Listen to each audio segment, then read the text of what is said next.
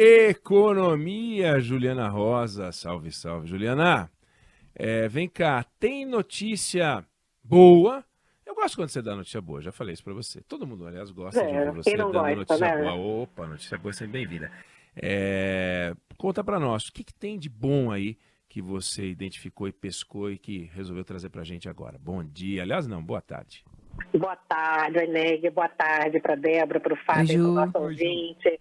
A gente está hoje, na segunda-feira, com aqueles números do relatório Focus, que é a pesquisa semanal com o mercado financeiro. E o que eu acho interessante destacar, Eneg, a gente tem uma melhora, mais uma vez, nas expectativas de crescimento para esse ano. O PIB, né, já caminhando ali para casa dos 3%, que é uma boa notícia, claro. A gente começou o ano com previsão de crescimento abaixo de 1%, e agora já estamos perto aí dos 3%, 2,92%. Então, esse ano parece que a situação já está meio dada, né? A gente já está acabando o ano praticamente. As previsões de inflação também têm melhorado. Essa semana ficaram paradas, mas os dados são positivos. E o que me chama mais atenção, né, é que para o ano que vem, a previsão de crescimento é menor do que a desse ano, né? Continua em 1,5%, e as previsões de inflação também pararam de cair. Então, eu acho que o que é importante a gente olhar daqui para frente é cada vez mais com o que vem para frente, porque é isso, assim, a gente já está caminhando para o final do ano, então as expectativas já estão próximas da realidade, e a preocupação é sempre aquela que a gente conversa em relação ao voo de galinha. A gente consegue sustentar um crescimento mais forte, uma recuperação econômica de forma mais sustentada, ou a gente vai crescer 3% e depois vai voltar para aquele patamar de 1,5%, que é a história do Brasil, né? E o que a gente consegue perceber aqui nas pesquisas é que havia um otimismo crescente do mercado financeiro com o governo. E agora a gente vê que isso está diminuindo. A última pesquisa da Quest, da Genial Quest, mostrou que o mercado financeiro está menos otimista em relação ao próprio ministro da Fazenda, Fernando Haddad, que a gente vinha comentando que estava com uma avaliação em torno de 75%, né, positiva, e agora caiu para baixo dos 50%, está 45%, mais ou menos. E principalmente porque a grande dúvida hoje para que a gente possa sustentar o crescimento, né, que esse ano está sendo possível aí, graças a uma série de surpresas positivas e impulsionamentos também. Agora o desenrola, né, hoje começa a terceira fase do desenrola, do pagamento de dívidas, que vai ser importante para sustentar o crescimento, mas a grande dúvida ainda é a capacidade do governo entregar o que está prometendo, que é o equilíbrio das contas públicas. Existe um aumento do ceticismo com essa entrega. Por mais que não se veja hoje ser possível o governo e o Congresso conseguirem 168 bilhões de reais, como eles falam, em receitas, em aumento de receitas, mesmo que seja na metade, que hoje é dito aí, né, esperado, o restante do esforço para equilibrar as contas vai ter que ser feito através do corte de despesas.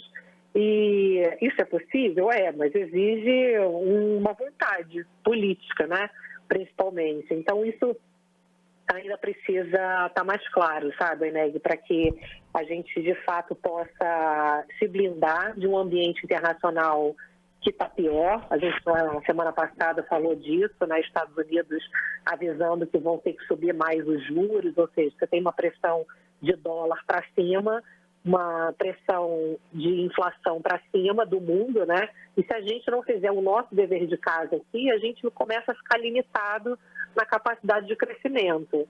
Então, acho que já está mais do que na hora da gente ter do Congresso e do governo sinais mais claros desse compromisso com o equilíbrio das contas públicas, que no final das contas é hoje a questão mais importante para que o Brasil possa continuar crescendo.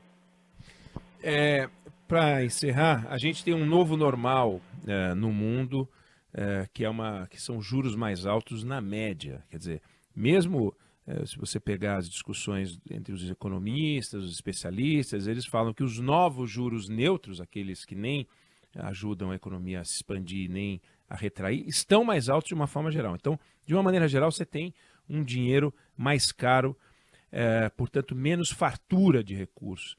O equilíbrio das contas públicas no cenário desse se torna algo quase que, não vou dizer que é imperativo sempre, mas hoje é imperativo no curto prazo.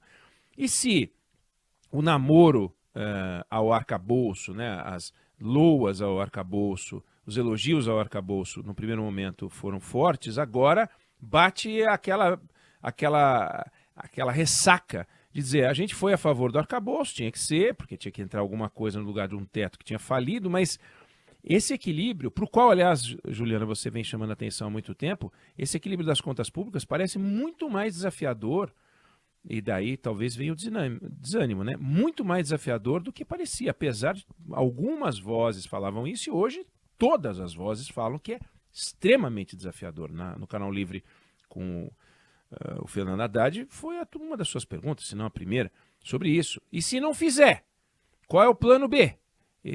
Não é isso, Juliana?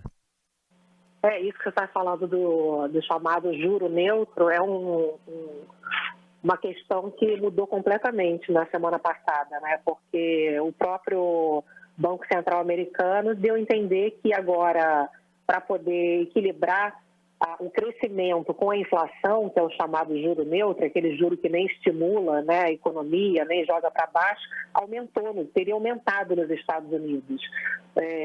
Se falava em torno de um juro lá nos Estados Unidos que poderia estar em torno de 2,5%, e parece que agora também é maior. Eles vão ter que ter um juro mais alto para as mesmas condições, né, de crescimento. Ou seja, isso muda tudo, né? Porque os Estados Unidos é parâmetro mundial. É uma discussão mundial, como você está falando. Aqui no Brasil, a gente falava que era 4% esse juro neutro, agora estão falando em 4,5%. Então, assim, a gente tem um espaço menor para derrubar juros, tanto pela questão das mudanças que aconteceram nesse pós-pandemia e no mundo também. Então, a gente tem dois limitadores para baixar muito os juros. E a única coisa que a gente pode fazer, já que a gente não pode controlar o mundo, é fazer a nossa parte, né? É o nosso dever de casa. O Banco Central dos Estados Unidos fala que, inclusive, para poder puxar a inflação para baixo, talvez eles tenham que puxar a economia para um pouso forçado. Eles falavam em pouso suave, né? A economia ir crescendo um pouco menos aos poucos. E agora, dificilmente, essa estratégia vai dar certo.